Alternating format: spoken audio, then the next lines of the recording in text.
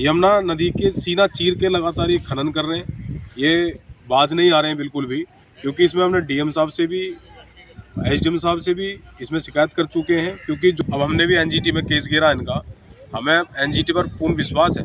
जो खनन माफिया हैं लगातार जो खनन कर रहे हैं यमुना नदी का सीना चीर कर, जिससे ओवरलोडिंग को लेके ये पूरे रोड इन्होंने ख़राब कर रखे हैं। अब स्थिति देखोगे, अलीपुर का जो बांध है इसकी स्थिति इतनी ख़राब हो चुकी है, दोबारा बांध टूटने की तादाद पर है।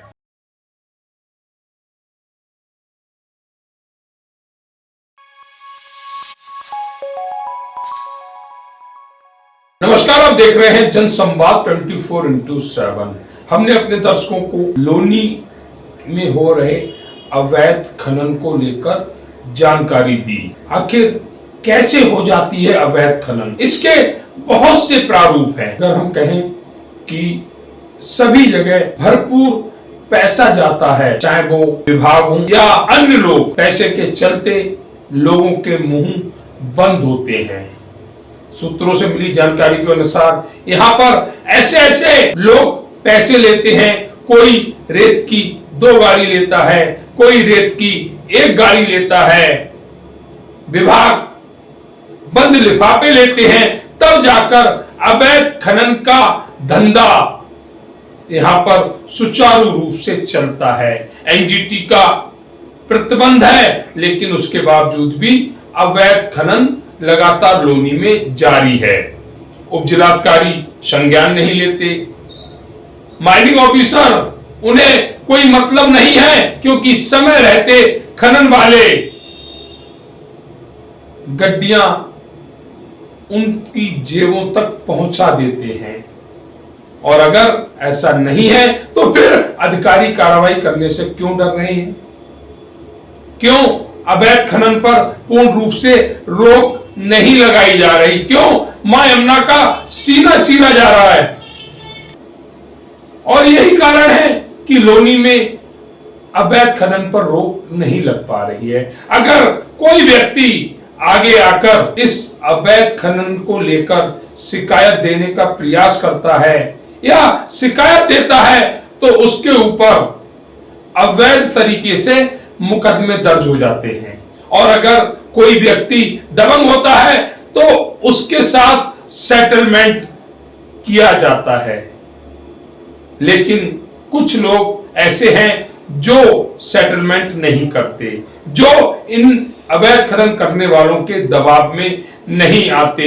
ऐसा ही एक व्यक्ति है जो किसान यूनियन अनाज का राष्ट्रीय अध्यक्ष भी है। हम बात कर रहे हैं पंडित सचिन शर्मा की।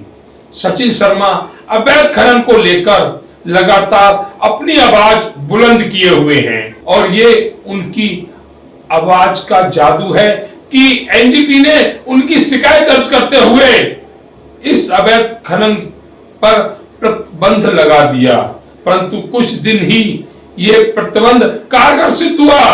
अब लोनी में फिर एक बार अवैध खनन सुचारू रूप से चल रही है। लोनी विधायक नंदकिशोर गुर्जर, जो अपनी न्यायिक प्रणाली के लिए जाने जाते हैं, उनसे भी यही अपील करेंगे कि आपके क्षेत्र में इस अवैध खनन पर जल्द रोक लगे।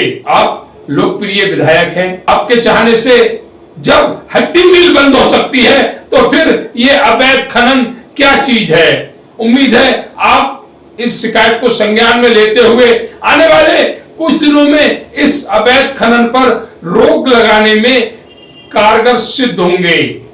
उन अधिकारियों को यहां से हटाने का कार्य करवाएंगे जो अधिकारी अवैध खनन करवाते हुए अपनी जेबें भर रहे हैं। ऐसे और भी साथी हैं जो अवैध खनन पर अपनी जेबें भर रहे हैं। सचिन शर्मा एक ऐसा चेहरा, इन्होंने अवैध खनन को लेकर बड़े बड़े आंदोलन किए। आने वाले समय में एक बार फिर एक बड़े आंदोलन की ओर अग्रसर है पंडित सचिन शर्मा, क्योंकि उन्हें मां यमुना के और अवैध रेत खनन ही नहीं, लोनी में मिट्टी की खनन भी लगातार जारी है। देखा गांव गनौली के पास में खेतों में गहरे गहरे गड्ढे हैं। ये गड्ढे कोई बारिश के पानी से नहीं बने हैं, यहां से मिट्टी निकाली गई है और लगातार मिट्टी निकालने का कार्य इस क्षेत्र में सुचारू रूप से चल रहा है। खनन चाहे मिट्टी की हो या बालू की हो, कहीं ना कहीं धरती माँ का सीना जरूर छलनी करती है और ऐसा लोनी में देखा जा रहा है। अधिकारियों का गैर जिम्मेदाराना रवैया इस कार्य को और आगे की ओर ले जा रहा है। उम्मीद है आने वाले समय में इन अवैध कार्यों पर रोक लगेगी। खनन माफिया जेल के अंदर होंगे अगर संबंधित विभाग ईमानदारी के साथ अपना कार्य करें तो। सचिन जी, आज हम आपके पास उपस्थित हुए हैं क्योंकि हमने देखा है खनन का मामला जो लोनी में है, तमाम आपके प्रयासों के बाद भी अवैध रूप से लगातार जारी है। आपने शिकायतें भी दी हैं, फिर भी रोक नहीं लग पा रही। देखिए, इसमें हमने लगातार कई बार शिकायत करी, प्रदर्शन किए, और किसानों की जो 2023 में बांध टूटा था उसके बाद हमने शिकायत यहाँ स्टार्ट करी, क्योंकि उसमें दर्जनों किसानों की मृत्यु हो गई थी बांध टूटने के बाद, बाढ़ आ गई थी। उसके बाद हमने शिकायत करी खनन को लेकर। यमुना नदी के सीना चीर के लगातार ये खनन कर रहे हैं, ये बाज नहीं आ रहे हैं बिल्कुल भी, क्योंकि इसमें हमने डीएम साहब से भी, एसडीएम साहब से भी इसमें शिकायत कर चुके हैं। क्योंकि जो भी शिकायत किसान करता है उस पर ये झूठा मुकदमा दर्ज कर देते हैं। मुकदमा साठगांठ से, जो शासन प्रशासनिक साठगांठ है, जो कुछ भ्रष्ट अधिकारी यहाँ बैठे हैं, जो जिनसे इनकी अच्छी साठगांठ है, उनके कुछ करके मुकदमा दर्ज कर देते हैं। क्योंकि वहाँ के जो लोकल के किसान हैं वो बेचारा इतना आज डरा हुआ है, पर हिम्मत करी है उन्होंने। अब हमने भी एनजीटी में केस गिरा इनका। हमें एनजीटी पर पूर्ण विश्वास है। जो खनन माफिया है लगातार जो खनन कर रहे हैं यमुना नदी का सीना चीर कर, जिससे ओवरलोडिंग को लेके ये पूरे रोड इन्होंने ख़राब कर रखे हैं। अब स्थिति देखोगे, अलीपुर का जो बांध है इसकी स्थिति इतनी ख़राब हो चुकी है, दोबारा बांध टूटने की तादाद पर है। दोबारा बांध वहाँ टूट सकता है और दोबारा से खतरा आ चुका है। वहाँ किसानों की फसलें खराब हुई, आज तक कोई मुआवजा नहीं मिला। इसको लेके हमने शिकायत करी है और आगे भी हम करते रहेंगे, और जल्द एक बड़ा आंदोलन इसमें हम कर रहे हैं। काली पट्टी बांध के जिला मुख्यालय का घेराव हम करेंगे इसमें। सर, एक सवाल और भी है। जिस तरह से आपने संबंधित विभागों को शिकायत दी, उसके बावजूद भी खनन जारी है, तो क्या कहीं इन खनन के मामले में सरकार तो दोषी नहीं है, जिस तरह से संबंधित विभाग लगातार भ्रष्टाचार करते हुए इस तरह का कार्य कर रहे हैं? देखिए, सरकार को हम दोषी नहीं बता सकते, क्योंकि अभी कुछ अधिकारी जो भ्रष्ट अधिकारी हैं वो वहाँ ऐसे पेश करते हैं। जो शिकायत करता है ये कहते हैं जी ये पैसों की डिमांड कर रहे हैं या कुछ करते हैं, ऐसे भी वहाँ पेश करते हैं। हालांकि वहाँ आज तक कोई भी जो किसान है, कोई भी वहाँ उन्होंने शिकायत करी है, उनको उन पर उल्टी इन्होंने कार्रवाई कर दी है। अब हम कई 2023 से शिकायत करते आ रहे हैं।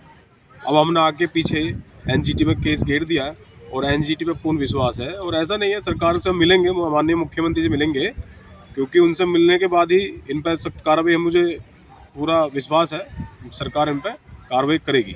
हमारी जानकारी ये भी है कि जिस तरह से आपने एनजीटी में ये केस दायर किया था, उसके बाद रोक लगी थी, लेकिन उसके बावजूद भी खनन फिर भी जारी है।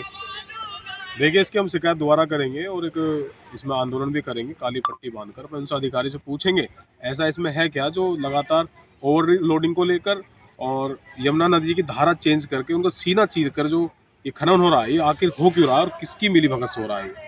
लोनी के अच्छे भविष्य के लिए आप लगातार, चाहे भ्रष्टाचार हो या अन्य कोई कारण हो, आप शिकायत दर्ज कराते रहते हैं। एक 300 करोड़ की शिकायत भी आपने दर्ज कराई थी, इसमें आप मुख्य रूप से वादी हैं, लेकिन उस पर भी कोई ऐसी ठोस कार्रवाई अभी तक नज़र नहीं आई। नहीं, उसमें कार्रवाई चल रही है। उसमें भी उसमें ठेकेदार हैं, दर्जनों ठेकेदार हैं और नगर पालिका अधिकारी, अधिकारी, चेयरमैन उसमें मिले हुए। उसमें 300 करोड़ वाले मामले में मैंने लोकायुक्त में केस घेरा था, उसमें वादी हूँ मैं, और वो केस आ चुका है अब उस पर विजिलेंस पे। उसमें लगातार जांच चल रही है, दोषी है उसमें जेल जाएंगे, और मैं भ्रष्टाचार की लड़ाई हमेशा लड़ता रहूँगा।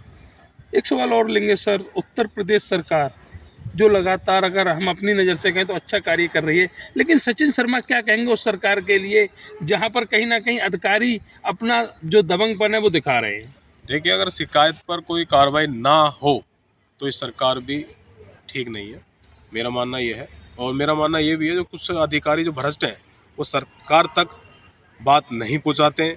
जो भ्रष्टाचारी भूमाफिया, खनन माफिया लगातार एक्टिव होते जा रहे हैं, तो इसका मतलब अधिकारी मिली भगत है। और जो ऊपर सरकार तक जो रिपोर्ट ये पहुंचाते हैं, सरकार से निवेदन मेरा ये है, इन सब की जांच होनी चाहिए। जो इनसे मिला हुआ है वो अधिकारी, उनको भी तत्काल प्रभाव से यहाँ से हटाकर एक ईमानदार अधिकारी हम भेजना चाहिए।